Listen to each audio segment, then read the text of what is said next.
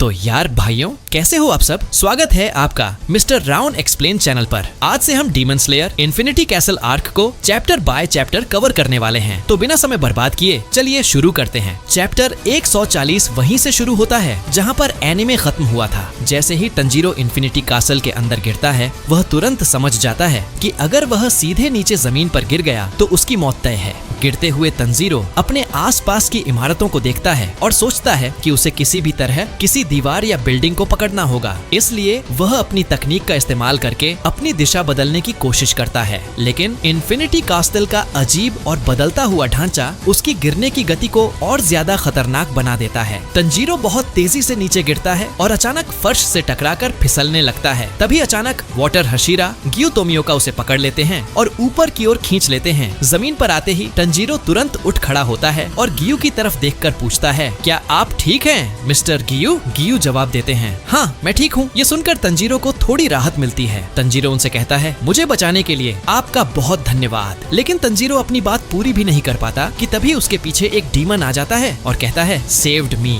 लेकिन तंजीरो एक पल भी देर नहीं करता। वह तुरंत अपनी तलवार निकालता है और अपनी तकनीक इस्तेमाल करता है, water breathing first form water surface slash. एक ही तेज वार में तंजीरो उस डीमन का सिर धड़ से अलग कर देता है और कुछ ही पल में वह डीमन धुएं में बदलकर गायब हो जाता है। तभी गियू तंजीरो से कहते हैं, हटो, क्योंकि पीछे के गेट से अचानक बहुत सारे डीमंस बाहर निकल आते हैं और उन पर हमला कर देते हैं। तंजीरो तुरंत अपनी तकनीक इस्तेमाल करता है, वाटर ब्रीदिंग सिक्स फॉर्म। उधर गियू भी अपनी तलवार घुमाते हुए कहते हैं, वाटर ब्रीदिंग थर्ड फॉर्म। इसके बाद तंजीरो और गियू मिलकर उन सभी डीमंस का तेजी से सफाया कर देते हैं। सभी डीमंस को मारने के बाद तंजीरो एक अजीब सा चेहरा बनाकर सोचता है, मिस्टर गियू कितने कमाल के हैं। मेरी हल्की सी मूवमेंट देखकर ही समझ गए कि मैं कौन सी ब्रीदिंग टेक्निक इस्तेमाल करने वाला हूँ, और उसी को ध्यान में रखते हुए उन्होंने अपनी टेक्निक इस्तेमाल की ताकि हमारी तलवारें आपस में टकरा न जाएं। दूसरी तरफ गियू भी सोच रहे होते हैं, ये काफी डरावना था। फिर वो तंजीरो की तरफ देखते हुए कहते हैं, इसने ऐसा चेहरा क्यों बना रखा है? और फिर दोनों वहाँ से आगे बढ़ जाते हैं। सीन शिफ्ट होता है और अब हम देखते हैं स्नेक हशीरा ओबानाई इगुरो को, जो बहुत सारे डीमन से घिरे हुए हैं। ओबानाई अपनी serpent breathing fifth form slithering serpent का इस्तेमाल करते हुए एक के बाद एक कई डीमंस को काट देते हैं। आगे बढ़ते हुए वो डीमन से गुस्से में कहते हैं, मित्सुरी से दूर रहो बदमाशों। दूसरी तरफ लव हाशिरा मित्सुरी कानारोजी ओबानाई को लड़ते हुए देखकर शर्माते हुए कहती हैं, ओबानाई कितने कमाल के हैं। तभी ओबानाई तुरंत मित्सुरी के पास आते हैं और पूछते हैं, तुम्हें कोई चोट तो नहीं लगी?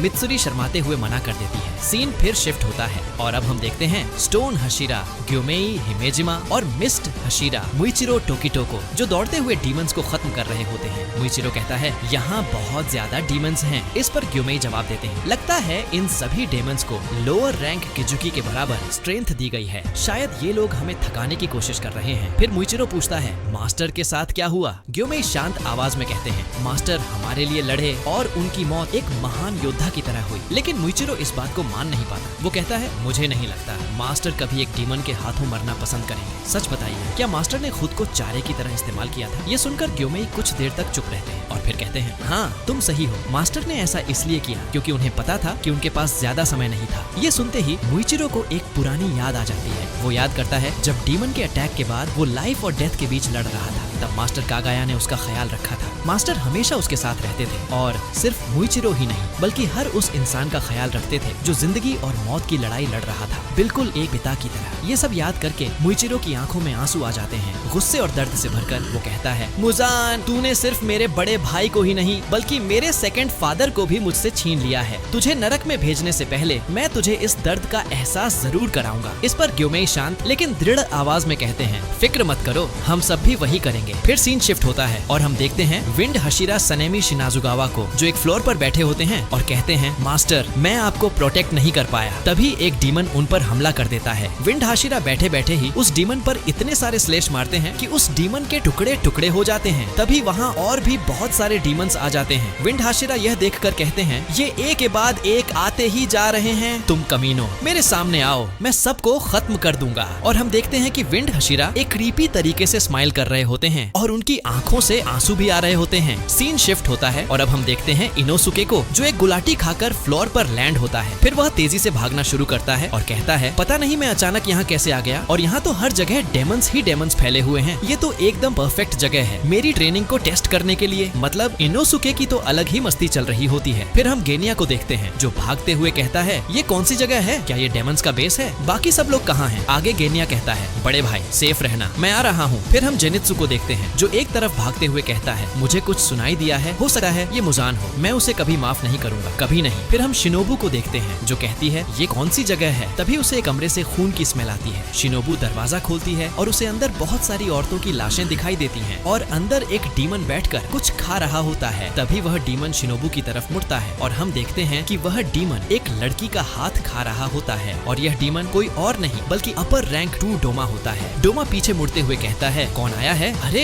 ये तो एक लड़की है। डोमा शिनोबू से कहता है, तुम काफी जवान और टेस्टी लग रही हो, बाद में मैं इसके लिए नाकिमे को थैंक्स बोल दूंगा। और यह चैप्टर यहीं खत्म हो जाता है। और हाँ गाइस, हो सकता है आपको वीडियो या इसकी एडिटिंग पसंद ना आई हो। ये मेरी पहली वीडियो है इसीलिए थोड़ी जल्दीबाजी में बनाई है। आगे से मैं और भी बेहतर एडिटिंग करूंगा और अच्छे से एक्सप्लेन भी करूंगा, इसलिए बने रहिए चैनल पर। हम demon slayer infinity castle arc को पूरा कवर करेंगे और आप लोग बताना कि एक वीडियो में एक ही चैप्टर रखूं या 2, और वीडियो कैसी लगी ये भी जरूर बताना। चलो फिर मिलते हैं अगली वीडियो में।